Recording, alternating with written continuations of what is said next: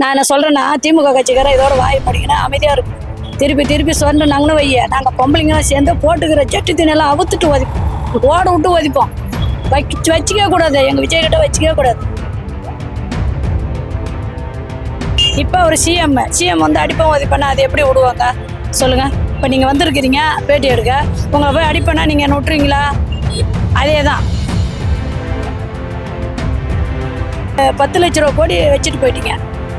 அது எப்படி? அது நீங்க வந்து அப்போ வந்து கணக்கு வழக்கு எடுத்தா விஜய் வந்து நீங்க அடிப்பீங்க ஒதுப்பீங்களா? தொட கூட முடியாது விஜய். அவங்க சும்மா பேசலாம், தொட கூட முடியாது. தொட்டாங்கன்னா அவன் கெட்டான்.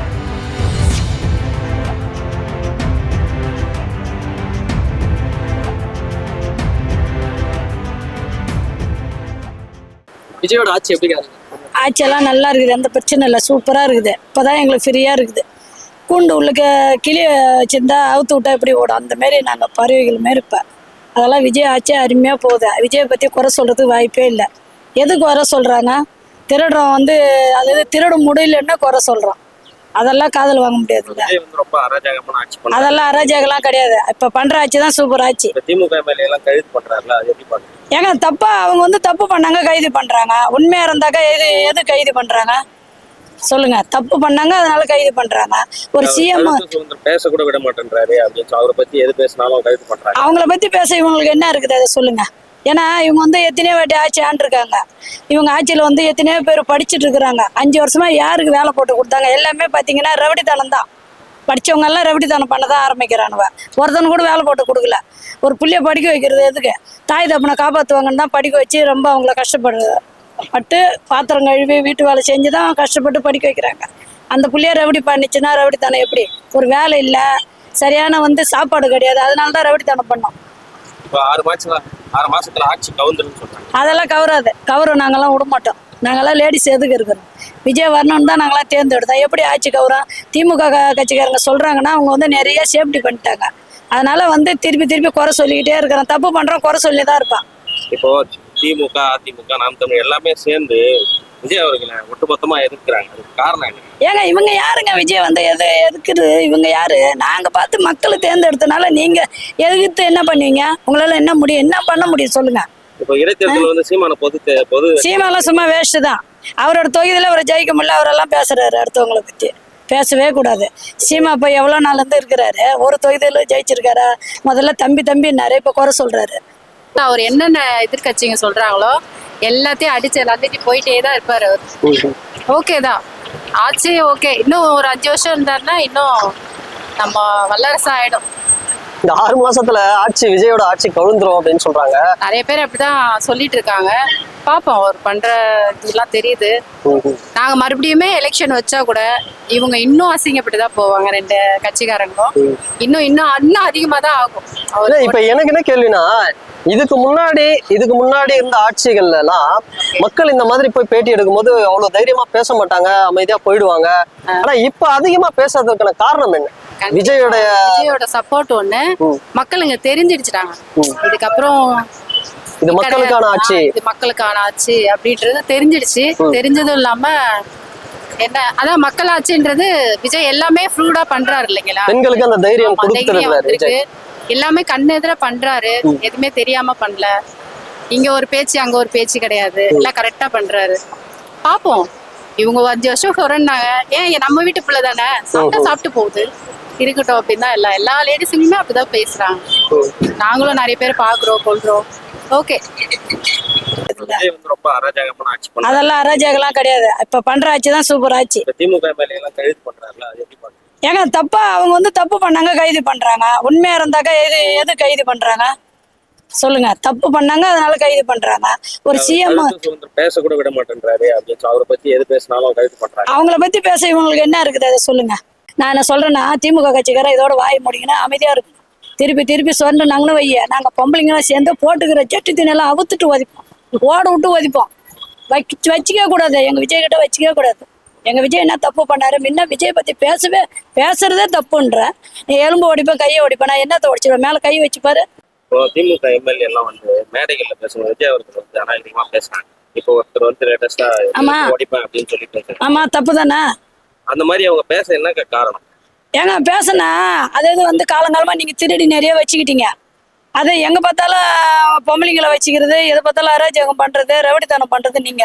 இப்ப அவர் உண்மையிலுமே வந்து நல்லது பண்றாருன்னா இவங்க நான் அடிப்பேன் ஒதிப்பேன்னா ஒரு சிஎம்மா இருக்காருங்க. முன்ன சொன்னது வேற, இப்ப அவர் சிஎம் வந்து அடிப்பேன் ஒதிப்பேன்னா அது எப்படி விடுவாங்க சொல்லுங்க? இப்ப நீங்க வந்திருக்கிறீங்க பேட்டி எடுக்க, உங்களை போய் அடிப்பேன்னா நீங்க என்ன விட்டுருவீங்களா? அதேதான். எதுக்கு விஜய் பத்தி பேச இவங்களுக்கு என்ன இருக்கு? இவங்கள நாங்க தூக்கி போட்டுட்டுங்க, போட்டவங்க திருப்பி பேசலாமா? குறைகள் வைக்கலாம், ஆனா வந்து குறை சொல்லலாம், ஆனா அதை நாகரிகம் குறை சொல்றதுக்கு வாய்ப்பு இல்லையே. நான் என்ன சொல்றேன்னா, இப்ப விஜய் பத்தி குறை சொல்ல வாய்ப்பு இல்லை. எது குறை சொல்லணும்னா என்ன சொல்ல நாங்க சொல்லணுங்க. நாங்க தானே அவரை தேர்ந்தெடுத்தோம், நாங்க தான் குறை சொல்லணும். சரியா? நீங்க திமுக கட்சிக்காரங்க எதுவும் குறை சொல்றீங்க? உங்களுக்கு அதுக்கு சம்பந்தமே இல்லை.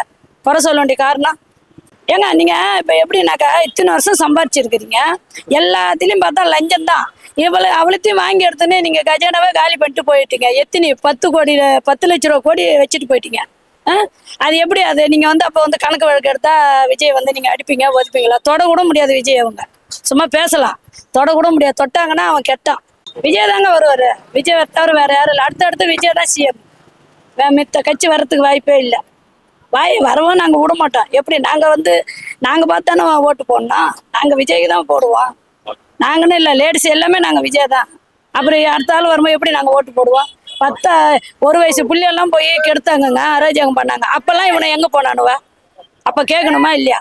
நான் என்ன சொல்கிறேன், என் வீட்டில் தப்பு பண்ணாதான் தப்புன்னு இல்லை, உங்கள் வீட்லையும் தப்பு பண்ணால் நான் கேட்கணும்.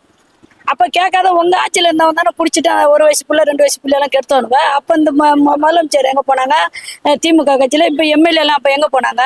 கேட்க வேண்டியதானே? ஒரு இல்லாத வீட்டில் ஒரு தப்பு நடந்தா அப்போ இவங்க கேட்க மாட்டாங்களா? அப்போ இவங்களை ஓட்டு போட்டு எதுக்கு ஜெயிக்க வைக்கிறாங்க? ஒரு பிரச்சனைனா போய் கேட்க தானே, எதுவுமே கேட்கறது இல்லை. இப்போ இவர் வந்திருக்காரு, எல்லாமே நல்லது பண்ணாங்க. விஜய் சிஎம்மாவதுக்கு மக்கள் மக்களால் தேர்ந்தெடுத்த சிஎம். ஏன்னா ஆட்சி வந்து இதே திமுக ஆட்சி வந்தாலும் கொள்ளாடிக்கிற ஆட்சி தான். ஏன்னா ஒன்றையும் வண்டி எடுத்துட்டுப்பா, நாட்டையும் வித்துட்டுருப்பான். அந்த 2வது முறை ஆட்சி கையில் பிடிச்சிருந்தா மக்கள் விஜய் வந்து அதே எடப்பாடி அம்மா இருக்கிறது ஒரு காலத்தில் கொடி கட்டி பிறந்தது அம்மா காலத்தில். எடப்பாடியாலையும் முடியாது, திமுகலையும் முடியாது. அடுத்த ஆட்சி அப்படியே ஆட்சி கழிச்சிட்டு திருப்பி இருந்தாலும் விஜய் தான் வருவார். இப்ப திமுகவும் அதிமுகவும் சேர்ந்து தேர்தலை சந்திக்கிற மாதிரி என்ன தேர்தலை செஞ்சாலும் உங்களை 2 பேரும் வெத்துருவாங்க. அவர் ஐயாவை தான் போய் பார்ப்பாங்க. கரூர்ல அவ்வளவு பேர் செத்தாங்க, எல்லாமே விஜய் மேல தான் குறை சொன்னாங்க. இப்ப அதே செத்தவங்களுக்கு விஜய் வேலை போட்டு விஜய் தான் கொடுத்துருக்காரு. கட்சி மீட்டிங் நிறைய வந்து அரசியலுக்கு போகுறாங்க. ஏங்க இது என்னங்க? அதே நானே கஷ்டப்படுறேன், கஷ்டப்பட்ட குடும்பத்தை யாருக்கு தூக்குவாங்க? இப்ப இருக்கிற சிஎம் தான் பாப்பாரு. அதாவது நீங்க வந்து கஷ்டப்படுத்திட்டீங்க. இப்ப இருக்குது அவர் வந்து மனிதாத்மாவா. நம்ம அக்கா தங்கச்சி பிள்ளைங்க இருக்கோம், நம்ம அக்கா பிள்ளைங்க இருக்கோம், தங்கச்சி பிள்ளைங்க இருக்கோம், நம்ம தம்பிங்க இருப்பாங்க, எல்லாமே செத்துட்டாங்க அப்படின்னு தான் அவர் அந்த வேலை கொடு. இதுக்கும் வேலை கொடு அதெல்லாம் கிடையாது. உண்மையாலுமே அது அவர் பாவம் பார்த்து தான் செய்யறாரு. ஏங்க அவர் அத்தனை கோடி சம்பாதிக்கிறவரு, ஒரு நாளைக்கு அவருக்கு எவ்வளவு வருமானம் வருது? அவரோட சொந்த பணத்துல இருந்து அவர் எவ்வளவு இது வருது? அதெல்லாம் விட்டுட்டு அவர் ஜனத்துக்கு வராருன்னா சும்மா வந்து செய்வாரா சொல்லுங்க? ஜனத்துக்கு மேல பாசம், அதாவது அக்கா தங்கச்சி ஃப்ரெண்டு அப்பா அம்மா அண்ணன் தம்பி இப்படி இந்த இதை வச்சுதான் அவர் வராரு. நீங்க முதல்வருக்கு ஏதாவது கோரிக்கைன்னா என்னன்னு சொல்லுவீங்க? இதெல்லாம் பண்ணா நல்லா இருக்கும்னு சொன்னாங்க அப்படின்னா எங்க அடிமட்ட தொழிலாளர்களுக்கு கொஞ்சம் பார்க்கலாம். காசு யாருக்கு கொடுக்கணும்ன்றத ஒரு வரமுறை இருக்கு. இப்ப ஏதோ ஒரு கேம் விளையாடினா ஒரு பையன், அவனுக்கு கூட காசு கொடுத்தாங்கன்னு கேள்விப்பட்டேன். அது அவனுக்கு அவ்வளவு கொடுக்கணும்னு அவசியம் இல்லை. ஒண்ணுமே இல்லாம பிச்சை எடுத்துட்டு இருக்காங்க, வீடே இல்லாம இருக்காங்க, கை கால் இல்லாம இருக்காங்க. ஆதரவற்றவர்களுக்கு நல்லா பண்ணணும்னு இன்னும் கொஞ்சம் பண்ணா நல்லா இருக்கும். அங்க ரோட்ல பிச்சை எடுத்துட்டு ரொம்ப கஷ்டப்படுறாங்க. அவங்களுக்குலாம் கொஞ்சம் ஹெல்ப் பண்ணலாம். கை கால் நல்லா இருக்கிறவங்க உழைச்சு சாப்பிட்றாங்க, இருக்கிறவங்களுக்கே செய்ய வேணான்றாங்க. அவ்வளவுதான். இளைஞர்களை தவறான பாதையில கொண்டு போறாருன்னு விஜய் சொல்றாங்க. நீங்க எப்படி பாக்குறீங்க ஒரு பொதுமக்களா? விஜய் நல்ல வழியில தான் கொண்டு போறாரா இளைஞர்களை? படிக்காத பட்டதாரிகளுக்கு வந்து காசு கொடுக்கறது அது வேஸ்ட். ஏன்னா நிறைய யூடியூப்ல எல்லாம் பாக்குறோம், அப்பாவுக்கு அது கொடுக்குறாங்க, 2500 ரூபா கொடுக்குறாங்க, இது கொடுக்குறாங்க, வாடகை போயிடும், நாங்க எதுக்கு வேலைக்கு போனோம் அப்படிலாம் நிறைய போடுறாங்க. ஏன்னா வேலை கொடுக்கலாம், காசு கொடுக்கறது நல்லது இல்லை. ஆமா, ஏன்னா அதுதான் அவங்களுக்கு இன்னும் சோம்பேறி ஆகிடும்.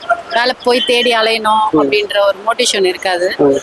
வேற எதுனா கொடுக்கலாம், அவங்கவுங்க தகுதிக்கு ஏற்ற மாதிரி வேலை வாய்ப்பு கொடுத்தா நல்லா இருக்கும்.